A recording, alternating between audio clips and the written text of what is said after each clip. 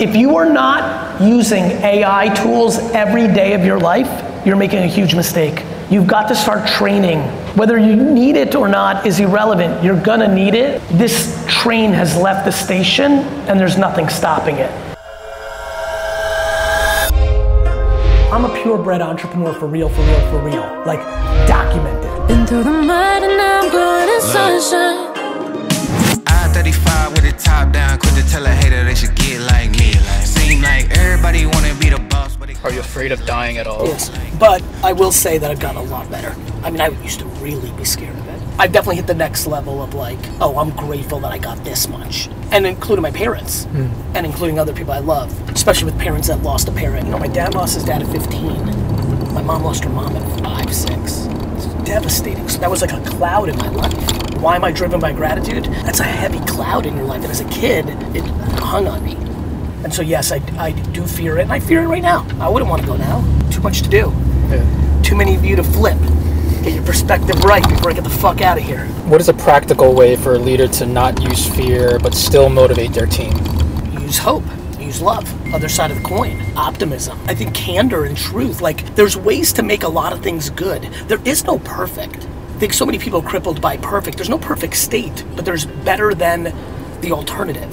For all the managers, upper middle management, even C-suite but isn't the CEO, whoever you are, older brother and sister with parents, if you're in a framework where you're not the final decision maker, if you talk to the person you're trying to motivate, there's a way to corral multiple energies there. But the way you do that is by telling the truth. Why do I feel so blue? I need a meal like you. I need some friends and some jewelry. I'm trying to get like you. Sign me a deal like you. We pop it into the tunnel, get out, build it, and then we go into some trying to be lit like you. Flex on the ground like you. Show all my bands like you. I talk to my friends, I talk to my family, they don't understand like you. Follow the plan like you. I need some fans like you. Make them all stand like you, but I don't understand why I'm not like you. They say comparison is a thing for joy. We're very interested in just being an authentic beauty expert, and what we're trying to explore, why we brought Vayner in, was because we wanted to find a way to do it that was coming from a place of authentic collaboration. We want to work with beauty experts who make content and find a way to elevate creators that are passionate about the subject, have great followings, without telling them what to do, how to say it. I think the store as a production facility is a big deal. If I get a DM that says, you're one of the people that's allowed to come and we're doing 3 hours where our store is the production facility and all the product and all the real estate of the retail store is yours, I think the content and the creative, what you're trying to accomplish in that environment is profound. It's intriguing enough for them to say yes, which will then solve everything that we're trying to figure out after that. And I think it would work really well. Thanks again. Take care. Thanks so much. Bye. Thanks, Gary.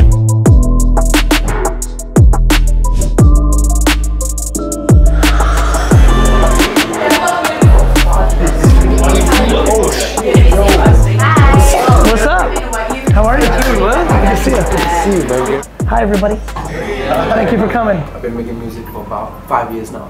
What advice do you have for artists like myself that are trying to push the personal brand on as many platforms as we possibly can without feeling like we are forcing it? Because I do find myself a little overwhelmed with what I have to keep up with. If it feels overwhelming or guilty, like you don't have to. The reality of all of this is if you can't do something that genuinely makes you happy, it's not gonna work out anyway. If you're doing it because you're trying to build a career, but it's not enjoyable, that is not a sustainable model. Ironically, my piece of advice is to maybe take a break. Like, I built my career in 2006 on YouTube making wine videos, and then I didn't want to. And everyone said I was crazy. When I stopped making wine videos and started making business videos, everybody in the wine business told me that I was making the biggest mistake of my career. So what do I think? I think you have to make this work for your soul.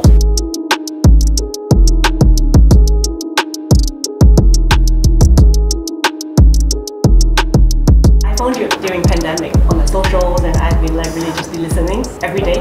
When you launched VeeFriends, my favorite NFT actually was the Sorcerer Scholarship. Yeah, I got through the first round. Nice. I was like, yeah, really happy about that. I didn't after that. So then I was like, oh, I want to try to, flip up to something. Then when I finally got it, I understood what you were saying. about is the process of trying. Yes. Yeah. It wasn't as fulfilling. It was the stuff before that was fulfilling. It's such a revelation for me. Now what gets exciting is once you understand that, it makes life so much more enjoyable. Once you realize it's genuinely the journey, that nothing you put on a pedestal is actually as good as trying to get to it, it makes everything fun. I just want to say thank you for everybody who's here. A lot of familiar faces, a lot of new faces. I hope the wine and the food is good. I think the other thing that everyone's going to be blown away by is how quickly you're going to use AI in your everyday life. Sure, some of you saw some of the plugins that ChatGPT is doing with like food ordering service. Can you imagine being able to say to a device like an Alexa, 7 of my friends are coming over, 2 of them are lactose intolerant, 3 are vegan, 1 loves tomatoes, 3 prefer onions. Can you place an order on Seamless and ship it to us right away? And also email me the ingredients of every product, and you're done, and that happens. That is profound. If you are not using AI tools every day of your life, you're making a huge mistake. You've got to start training. Whether you need it or not is irrelevant. You're gonna need it. This train has left the station, and there's nothing stopping it. I'm an actor and I'm a content creator. How do I, split into other things, but also at the same time with my food content? How do I monetize it in the best way possible? Brand deals are very real. I think the question becomes, are you business developing enough to get the deals? Meaning, if I'm you, I'm probably DMing 50 people a day, just saying, hey, I like what you're doing, or hey, I'm a fan. Putting yourself on their radar, because the second they look over at your account, they're gonna realize, oh, there's potential to do something here. What I would call the soft sell. But you need to be the aggressor to see what will come back to you when you reach out to these brands.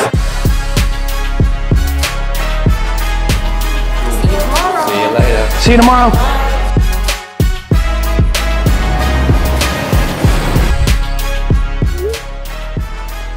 Just earlier this week, some 1,000 notable signatories came out with an open letter asking AI labs to pause for 6 months. And so where do you stand on that? Do we need to slow down? I don't think we can slow down.